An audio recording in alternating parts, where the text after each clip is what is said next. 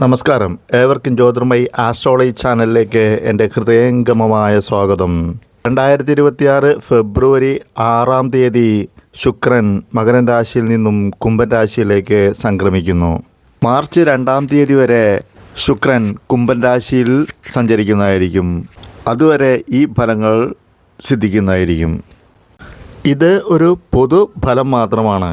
ചാരവശാൽ ഫലനിരൂപണം നടത്തുമ്പോൾ ഗോചരവും വേദവും മനസ്സിലാക്കുന്നതിന് പുറമെ ചാരവശാൽ ഗ്രഹം നിൽക്കുന്ന രാശിയിൽ ജാതകപ്രകാരം ആ ഗ്രഹത്തിനുള്ള അഷ്ടകവർഗ ബിന്ദു കൂടി നോക്കേണ്ടതാണ്.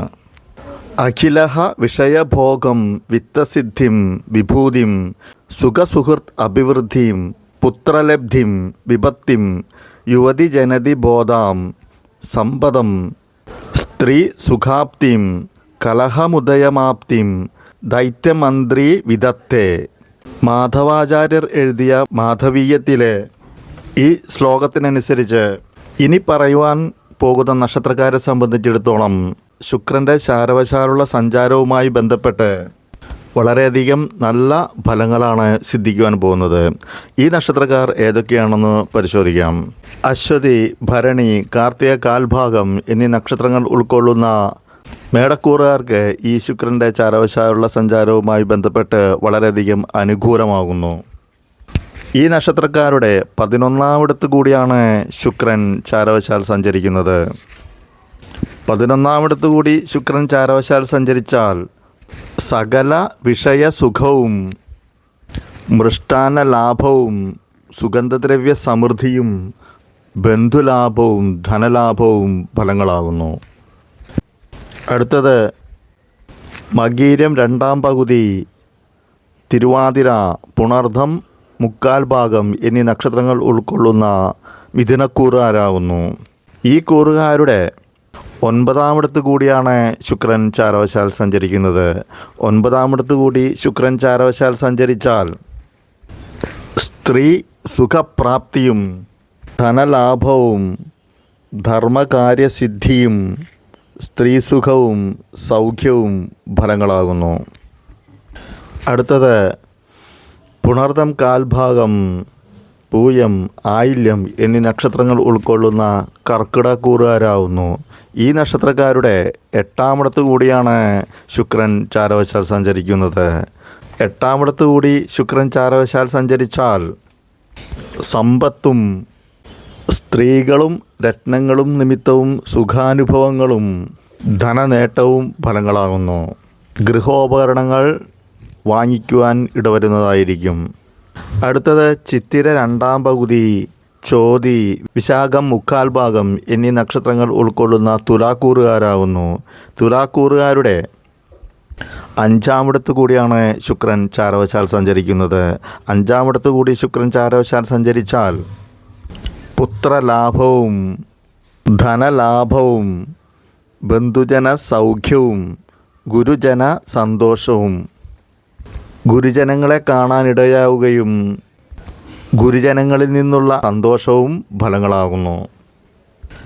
അടുത്തത് വിശാഖം കാൽഭാഗം, അനിഴം, തൃക്കേട്ട എന്നീ നക്ഷത്രങ്ങൾ ഉൾക്കൊള്ളുന്ന വൃശ്ചികക്കൂറുകാർക്കും ഈ ശുക്രൻ്റെ ചാരവശാല സഞ്ചാരത്തിനോടനുബന്ധിച്ച് വളരെ അനുകൂലമാകുന്നു. ഈ കൂറുകാരുടെ 4-ാമിടത്ത് കൂടിയാണ് ശുക്രൻ ചാരവശാൽ സഞ്ചരിക്കുന്നത്. 4-ാമിടത്ത് കൂടി ശുക്രൻ ചാരവശാൽ സഞ്ചരിച്ചാൽ സുഖ പുഷ്ടിയും ബന്ധുജന സഹവാസവും അധികാര ശക്തികൾ ഉണ്ടാവുകയും ഫലങ്ങളാകുന്നു.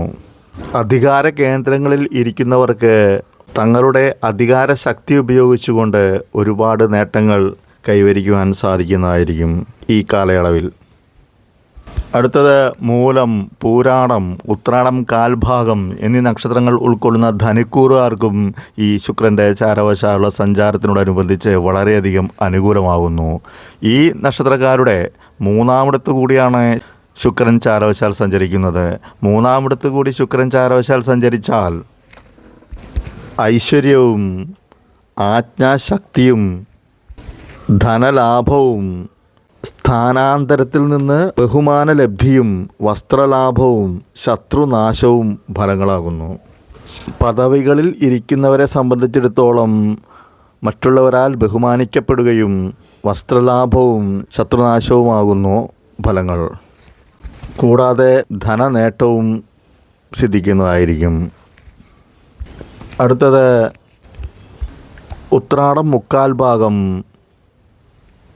തിരുവോണം, അവിട്ടം ആദ്യ പകുതി എന്നീ നക്ഷത്രങ്ങൾ ഉൾക്കൊള്ളുന്ന മകരക്കൂറുകാരാവുന്നു. ഈ കൂറുകാർക്കും ശുക്രൻ്റെ ചാരവശാലുള്ള സഞ്ചാരവുമായി ബന്ധപ്പെട്ട് വളരെയധികം അനുകൂല സ്ഥിതിയാവുന്നു. ഈ നക്ഷത്രക്കാരുടെ രണ്ടാമിടത്ത് കൂടിയാണ് ശുക്രൻ ചാരവശാൽ സഞ്ചരിക്കുന്നത്.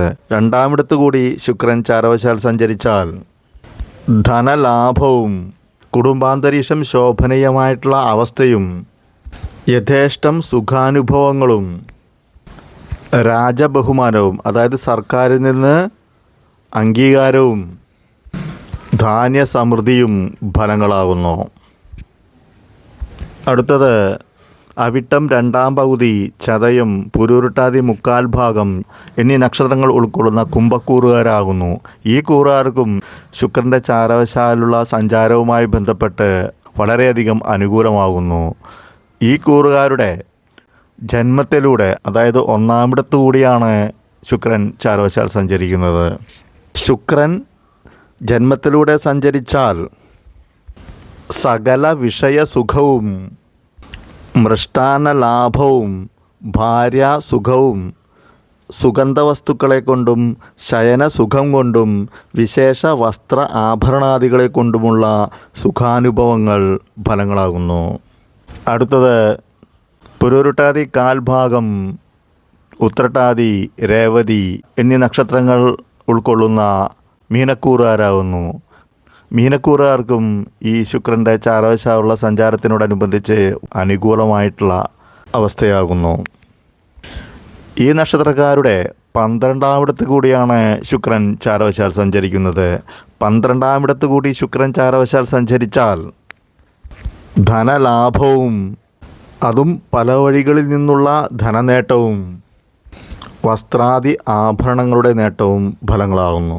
ഈ പറഞ്ഞ മേടക്കൂറുകാർക്കും മിഥുനക്കൂറുകാർക്കും കർക്കിടകക്കൂറുകാർക്കും തുലാക്കൂറുകാർക്കും വൃശ്ചികക്കൂറുകാർക്കും ധനുക്കൂറുകാർക്കും മകരക്കൂറുകാർക്കും കുംഭക്കൂറുകാർക്കും മീനക്കൂറുകാർക്കും മാത്രമേ ഈ ശുക്രൻ്റെ ചാരവശാലുള്ള സഞ്ചാരവുമായി ബന്ധപ്പെട്ട് അനുകൂല സ്ഥിതി ഉണ്ടാവുകയുള്ളൂ.